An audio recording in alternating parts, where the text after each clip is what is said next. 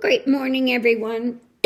I've been asked to look into a case, the one up in, was it Massachusetts, of this boy, Phillip, that went into the restroom and murdered his teacher, raped her, and murdered her.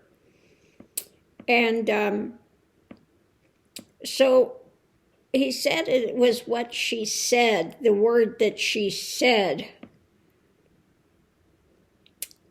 that caused him to do it. So what I found with it, long story short, he moved from Tennessee up to, Massachusetts. Now, Tennessee and Massachusetts, they are very far away from each other culturally. I'm sure he went and he was talking with a Tennessee accent, okay? So, just the way that the, I don't want to say class structure, but it's, a different mentality between Tennessee and Massachusetts. Now, again, if you are into energy and you go across the United States, you'll see that the different areas have different energetic, just energetic feels about them, okay? And so where he left from and where he went to were vastly different. And just so he felt out of place, was not going to fit in. And she had said something about, that it's different, This set him off because I think that in that case, he felt inferior in some way. One, because of his accent, because of, now, I don't know if this was a predominantly white school or where he came from in Tennessee. But again, the cultural difference is what I feel was kind of behind a lot of this movement. And he had, I think it was recently, his dad had left, and this affected his balance because his mom and he had gone and moved to this new area.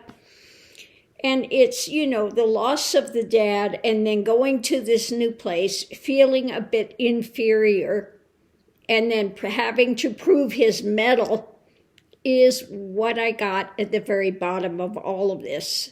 So I'll show you why I say that. Because the first card we have coming out that overrules everything was the burden he was carrying, okay?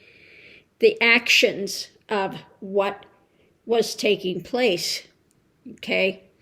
The other overarching things were his choices based on his actions, and it was about holding on to power, okay? His wanting to hold power. So what we have that was crossing that is, again, his trying to hold on to, and the kingship, we have the kings here, the king of being able to hold on to your own power, the king of rulership, grounded things in your daily life, because this is not about money with him. Pentacles is also about your grounded, the daily things that are happening, okay? And at the center of it was emotional overflow, okay? He had a lot of emotional overflow. He felt disempowered. And I think that perhaps he was also, in a way, attracted to this teacher. and then feeling disempowered. And then she slighted him. He thought it was a slight because of what she had said about, basically it's a different environment, These are not like the people that you were with. And I think he took it as some sort of a dig that he was lesser than. Because maybe they had made fun of him a bit of his accent at first. Because what we have here, the foundation of it, is the community. I think this has to do with the community, monetary, family structure, all of that. We have him wanting, again, the mentality that he had that he was working on when it came, I think, to this having to do with the family structure, the community, and everything. And he had very strong ideas. Now we have, again, another king. So this was ruling his mental space about the community and where he found himself now. That they were above it all. They were bonded. They were coming together. And he wanted to temper this with this new idea, which was unfortunately infused with mayhem, with a knife. He was, going to kill her. He was going to temper. He was going to take her out of the way. Now, in the trial that came up, he wanted to try to say, voices in my head. Yeah, no. Because what we had going on with that, he wanted to silence her. And then he wanted to try to hide the evidence. The challenge was the hidden things, okay? What was being driven. And in the past, we have, he left where he was at. And then this was his way to try to reclaim himself, to prove that he is just as good, if not better, etc. It was the loss of his friends, the loss of his cultural identity, if you will. I don't mean as a black person, I mean as where he grew up, the kids that were surrounding him, what he was familiar with. He was taken out of Tennessee and went to, what was it? Was it Michigan or Massachusetts? I think it was Massachusetts, which is really, really a different, a different way of being, a different way of living. And he was like a fish out of water. So underneath of it all, we will look and see too. We'll continue the story. It was what was being birthed. And again, this is my card for America. And I think in this, what was being birthed, the customs and the things that were there, he felt a loss, okay, with what was being shared. When it came to the stability of home life and where he was and feeling stable in this new community. So he was still holding on, trying to hold on to what he had before. But this move affected him very strongly. And so the message was he was going to take this action to try to balance things, but it was a tower moment, okay? He had this meltdown with that. And of course, then we had this judgment that took place. It was what was being handed out. And I think he saw this teacher as authority. She was young, she was pretty though.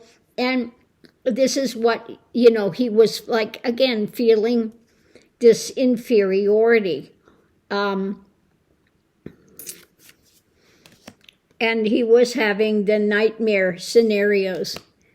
Now, afterwards, everything, the seeds that were planted, didn't like the harvest, didn't like what was coming down, what she was holding to, and the happiness of her family. Just the fact, I think also, that she was a very happy, positive person, and he was going through this difficult time, could not readjust to where he was living. Again, was driven by these feelings of inferiority, just because of the situation where he had come from versus where he was at now.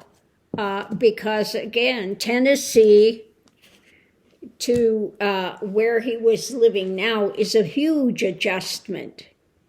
Okay, a huge different mindset in those different communities. So he tried, I think, they tried to blend in, but he just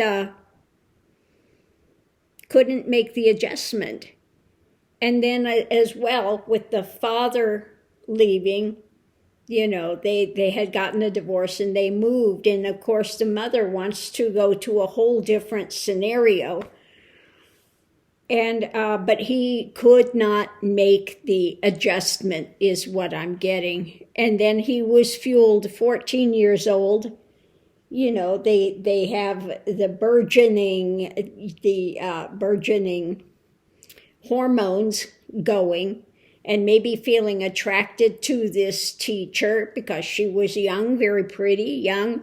And then he felt like she had put him down about, we have a whole different class here, whole different class of people, and basically you don't fit in, is kind of, I think, the way he took it.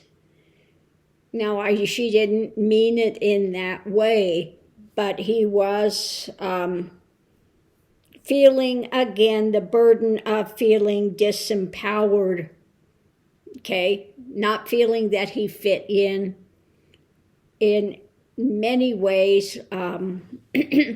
And so this was his bid to hold on to his power, okay? That's what I'm getting, trying to hold on to his power.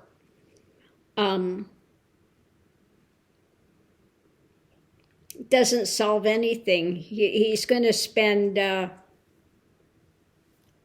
much of his life, if not all of his life, in prison. I don't know what the outcome of the trial was. Maybe it'll say, I didn't watch the very last part of this video, but yeah. But that's what I get. That's what I get from this case. Thanks for tuning in. We'll see you online.